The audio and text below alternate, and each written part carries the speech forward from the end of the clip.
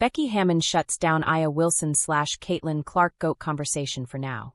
There is only one player who deserves the title of the best to ever play women's basketball, and that's Aya Wilson if you ask the Aces coach Becky Hammon, that is.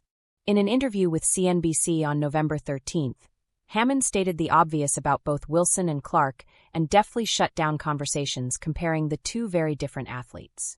Hammon had no problem point-blank stating that she believes Wilson is the greatest to ever play. The duo need to win a few more championships and solidify it, Hammon added.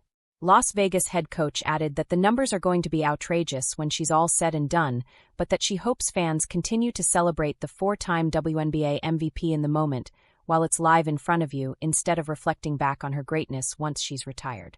If you get a chance to watch this woman, hope you should take advantage of it, Hammon added, because she's one of the most exciting players I've ever seen, male or female.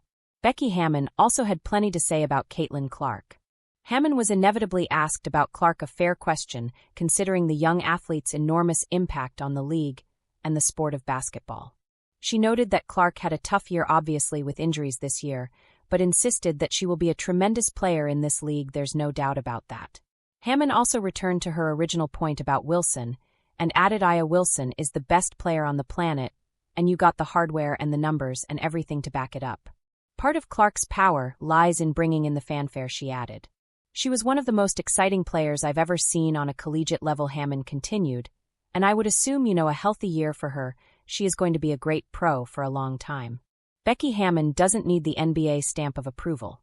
Hammon also touched on her dual experiences as an assistant coach in the NBA and a head coach in the WNBA. I love being on the women's side. If the men's side comes back around, look, they know where I work, they know how to get a hold of me, she told CNBC. But it's not I don't need the NBA stamp of approval, if you will, or that affirmation from the NBA to tell me I can coach.